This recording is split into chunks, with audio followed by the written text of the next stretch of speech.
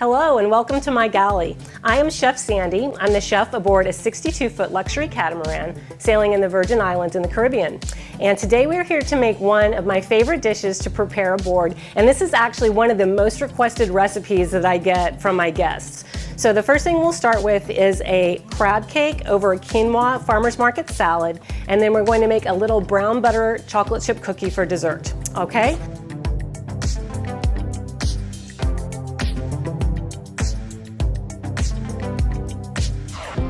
So to get started with the crab cake, the first thing I always do when I prepare this dish is I do my garnishes first, because they're really the crowning glory and what makes the dish beautiful. And you don't want to get into a rush at the end and then, oh gosh, I forgot it or whatever. So I have prepared, first of all, my remoulade sauce. We actually prepared this recipe in the pilot of the show, so if you're interested in what's in this sauce, just please go back and watch the pilot. This is a delicious sauce that's right on top of the crab cake. Then I have some parsley. That just adds a really nice brightness to the dish. And so once we plate everything, we'll just toss the parsley on top. Finally, I have a lemon that I've cut in a circle and then split down the middle so that when I plate the crab cake, I'll just put that right on top, and it's beautiful, so you'll see what I mean.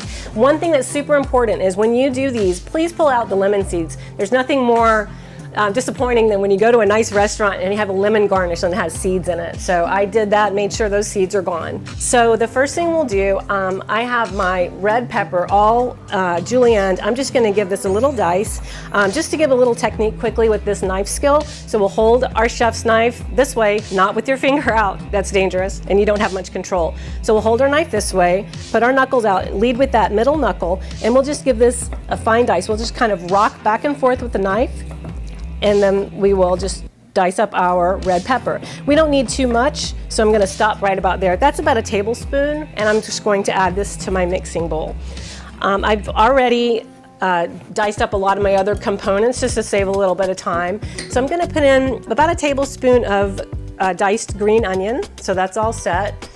Then here I have about a quarter teaspoon of Old Bay and about a quarter teaspoon of fresh ground black pepper. Then we'll add in a little bit of mayonnaise. This is about a tablespoon and a half of mayonnaise. That's prepared mayonnaise. You can make your own, which is fabulous, but right now that's what we have. I have a whole egg I'm just gonna put in here, and we're gonna put all these wet ingredients together. And then I'm just going to use a little bit of olive oil. This is Laconico Extra Premium Olive Oil. This is delicious.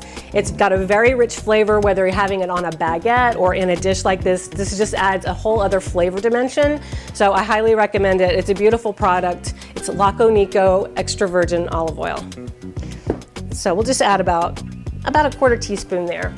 Okay, so it's important to do this in this way. First, we're going to mix up these wet ingredients.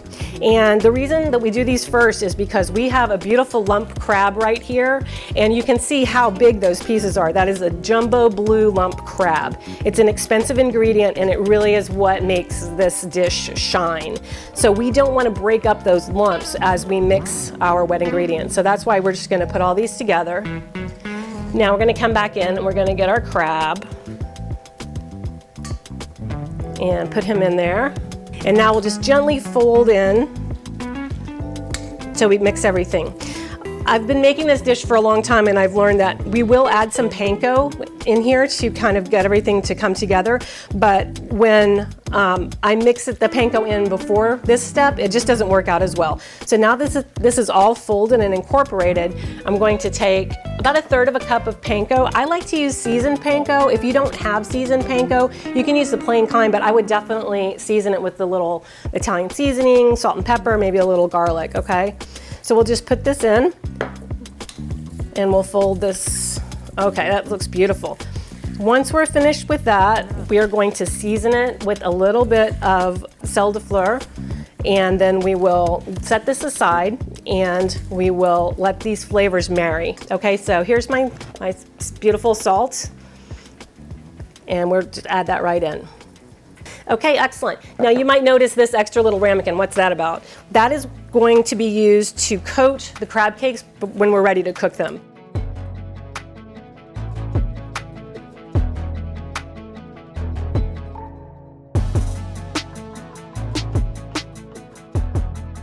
Okay, we're about to make some brown butter chocolate chip cookies. So chocolate chip cookies may kind of seem like a mundane thing to make, but I'm going to show you a special technique that really pushes these over the top. These happen to be my husband, the captain's favorite dessert. I was going to say favorite cookie, but they're his favorite dessert of all. So let's get going. So the first thing we need, we have 3 bowls because there's a little mixing we have to do.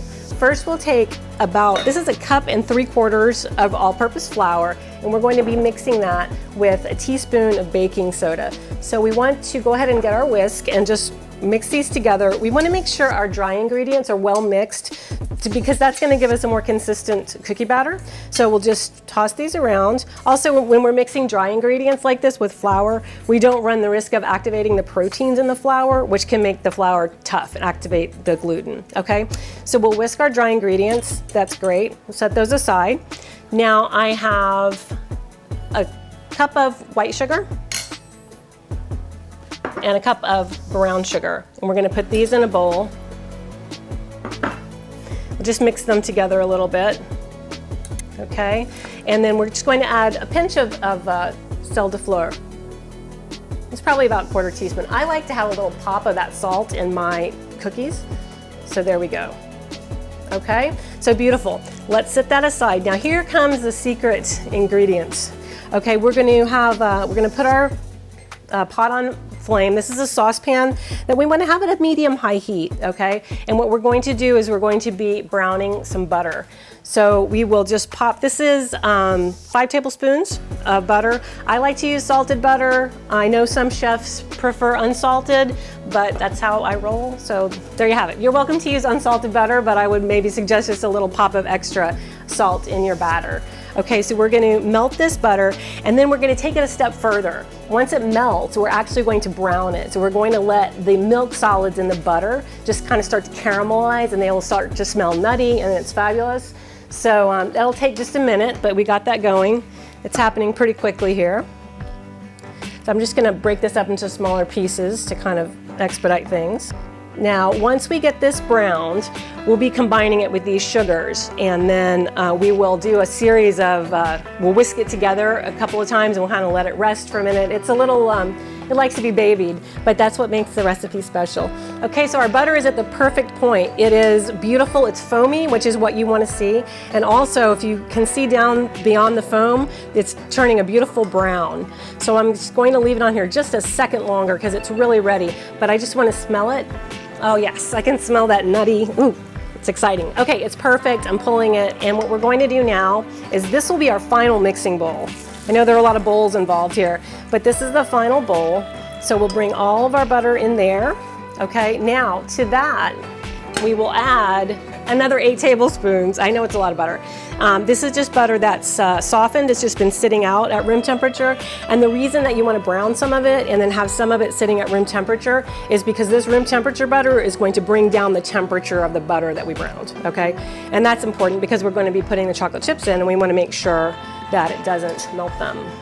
Okay, so I'm just going to incorporate the butter here, and then once that's finished, we will bring in our brown sugar, white sugar, our salt, and our vanilla, and then we'll whisk that all together. So we added the room temperature butter to our brown butter, and it is just the perfect consistency and color. So the next thing we'll do is we'll take our sugars and our salt and add that together. And we'll whisk that a little bit, and then we'll be adding the vanilla in right behind that. Now that salt is but courtesy of Fleur de Sel. They're one of our fantastic sponsors for today. They make a beautiful salt that we're using in this ingredient and all of our ingredients that we're going to be cooking this season. So we're really excited to have them helping us out and have them on board. Okay, this is the high maintenance part, and it's not really high maintenance, but I find it humorous. So you can see the kind of the consistency. It's a little grainy. That's because we don't have the eggs in yet. So we're adding in 1 egg and then just 1 yolk, okay? We'll put these guys in, and the high maintenance part is that we'll whisk this in, and then the dough likes for you to give it a whisk and get it all incorporated, and then let it rest for a few seconds or a minute, and then kind of come back and do that 3 or 4 times until this is just silky, silky smooth. So it just gives it time for those sugars to break down and incorporate and everybody to come together. So that is good for our first whisk, and so we're going to give that a minute to rest, and then we'll be back to do that again. Okay, so we've whisked this a couple of times. It's looking really nice and smooth. I'm gonna give it one final treatment, and then what we'll do is we'll add in the chocolate chips. And I use a 60% cacao chocolate chip, so it's a dark chocolate, because some people like cookies without nuts. I will be separating some batter so that we can have a nut-free cookie, and also people may have allergies. So if you wanna do that, you can. And then I'll also be adding in some walnuts so that we have some nuts for those who like nuts. Okay, so we whisked our butter and sugars together. Now we're gonna add about 1.75 cups of flour, okay? And then we'll give that a really good mix around and get everything incorporated. Okay, so now that the flour is all incorporated, we are going to put in our dark chocolate chips. This is 1.25 cups of chocolate chips. And we'll just mix those in together. Okay, so this batter looks absolutely gorgeous. I have put some aside for the people who either are allergic to or just prefer not to have nuts, but I also have some toasted walnuts here, and I'm just going to add these in for the nut lovers. So we'll just incorporate this, and the next step is that this just needs to rest for a little bit so that the protein in the flour can relax, and so that these cookies can kind of come together a little bit more and get a little bit harder. Otherwise they'll melt in the oven. The oven will be too hot and they'll just kind of spread. So we'll just put these aside, and we're going to go on to our next dish.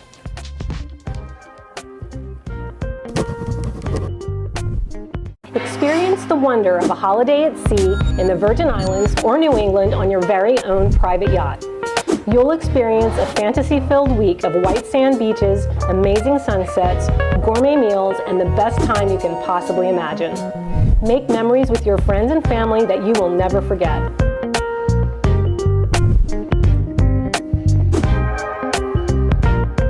Email us at info@sailthedream.com or visit www.sailthedream.com for more details.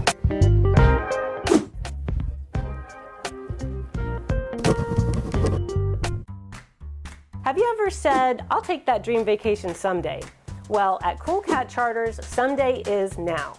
We offer all-inclusive private yacht charters at every price point, for the more budget-minded traveler up to a full luxury experience. Come celebrate your special occasion or just schedule a family getaway in the gorgeous Caribbean islands. Sail the beautiful islands of the Caribbean and see why so many people just can't get enough. Visit coolcatcharters.com to see a listing of our featured yachts, or contact us to learn more about the many other sailing and motor yachts available for charter in the islands.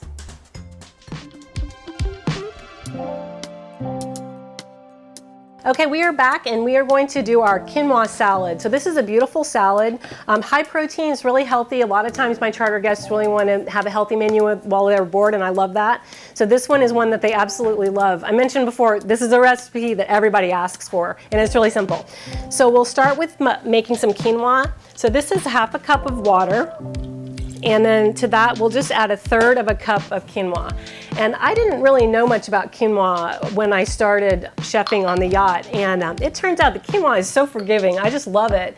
Sometimes I've forgotten it on the stove, and I've either simmered it too long, or I thought I turned the burner off and it was still on the flame, and it was just fine. So I'm not saying you should abuse it, but I'm saying that, you know, it really is forgiving. Don't hesitate to use it because it's really great.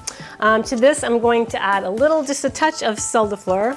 It's always good to just season anything like this, or potatoes or rice, you know, depending on what you're doing. All right, so we'll put this on. This just comes to a boil, and then we'll put it down to a simmer for about 15-20 minutes, really just like you do rice, okay? I'm gonna give it a quick stir just to make sure everybody's incorporated. And then once that comes to a boil, we'll just cover it, we'll turn the heat down really low, and then it will be ready for us.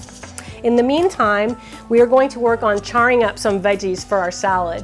So I've already prepared some of my Brussels sprouts. I shaved them, but I wanted to show you the technique. So first of all, don't be afraid of Brussels. I think they've gained a lot of popularity over the years, but they're really delicious. The way I do these is I kind of cut the stem off after you wash them, cut the little stem off. And what I like to do is, now some of these leaves just kind of fall off. I like to just get those. Those are great. So as many as come off naturally, I kind of put those aside. Then we'll put him down on the end that we cut so he's not wobbly. And we'll shave it. Now this is, just be careful because, you know, fingers are right there. So lead with that middle knuckle and just shave it as fine as you can until you cut all the way through. And just be careful, it is a little, you know, little slippery to handle. If some of the slices are bigger than others, it's okay. It really doesn't matter. So I have shaved up, this is about 3/4 of a cup of Brussels, and they go quicker than you think. So this is a good amount for this amount of quinoa. Then I have about a 1/2 cup of shredded carrots, and what we'll be doing with these is we'll be charring them. So we'll go over to our stove and we will turn on a burner over here. We're gonna put him up, you know, in a decent heat because we want that pan to be hot. I will add some oil and we're going to let that preheat before we put these Brussels in because we want them to char. We don't want them to steam or just to cook a little bit. We want them to get nice and brown and caramelized. So I'm going to put some oil in there and we will let that come up to temp.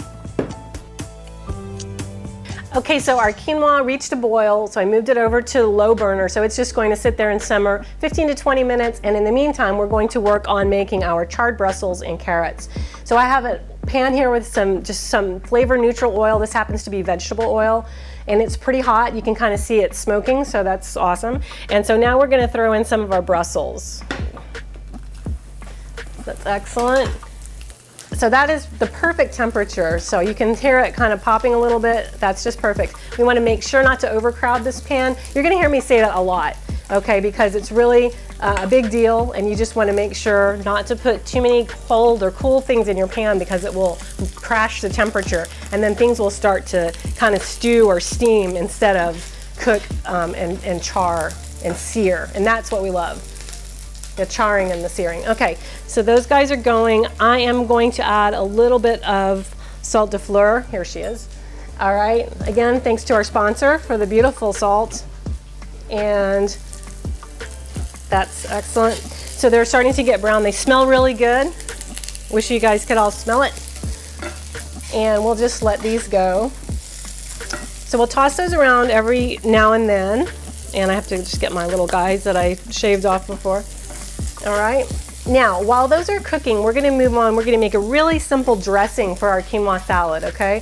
So it's kind of a little vinaigrette, and it's basically just 2 tablespoons of white wine vinegar, 1 teaspoon of Dijon mustard, and a teaspoon of granulated sugar. So we'll just whisk that together super quick, just in time to give our Brussels another little stir.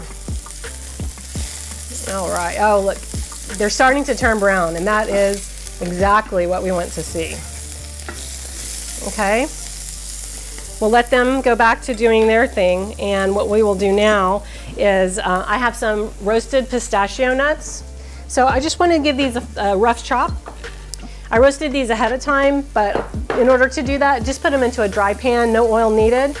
Dry pan, medium-high heat, keep a good eye on them because the nuts do have a lot of oils and you don't want to burn them. But once that's finished, it gives them a whole new flavor profile. Pistachios are delicious to begin with, but when you toast them, it really elevates them, takes it up a notch. So we're just going to do a rough chop on these. And they don't all have to be the same size at all. They can be varying, you know, varying sizes, relatively the same, but it does not require a lot of precision. All right, so I'm just going to go over one more time. And this just really gives the quinoa salad a really nice nutty flavor. Nuttiness on top of the innate nuttiness of the quinoa itself. All right, Brussels are coming. I'm gonna turn them up just a little bit. Once the Brussels are finished, we'll do the same treatment to the carrots, okay? We will just char those up, and then we'll put everything together and finish the salad. Okay, our quinoa came off the heat. It's perfect. I have it here in the bowl. And then we will take our dressing, drizzle that on the top, add in our lovely pistachios. And then the final piece that gives it an extra little sweet punch, this is a dried mango, and I like to julienne these kind of to mimic the carrot. It just kind of adds a fun little twist. It gives it a little bit of a sweetness and a little bit of a surprise because it kind of looks like the carrot, and people are always saying, what's that? What's that little sweet pop? So that's it. So now we'll just incorporate this, and once we cook up our crab cake, then we will serve that right over the top of this gorgeous quinoa salad. Okay, we are now at the stage where we're going to be putting our crab cakes together. So I have made just a couple of balls, and I'm just going to flatten these out, and I have some more of that seasoned panko, and I'm just going to be coating my crab cake.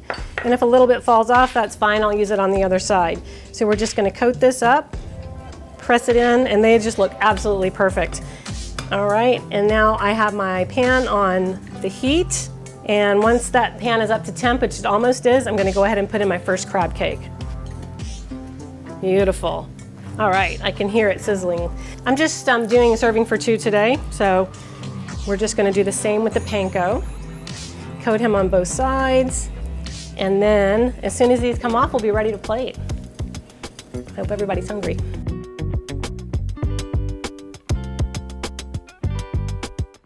Okay, we are ready to plate, everybody. It's official. So the way I like to plate this, I like to take a ramekin or a small bowl and place some of the quinoa salad right in here. Press it down a little bit because we're going to turn it out on this plate, and that will be the foundation for our crab cake. So just finish that up. Okay, then just kind of flip it over like this.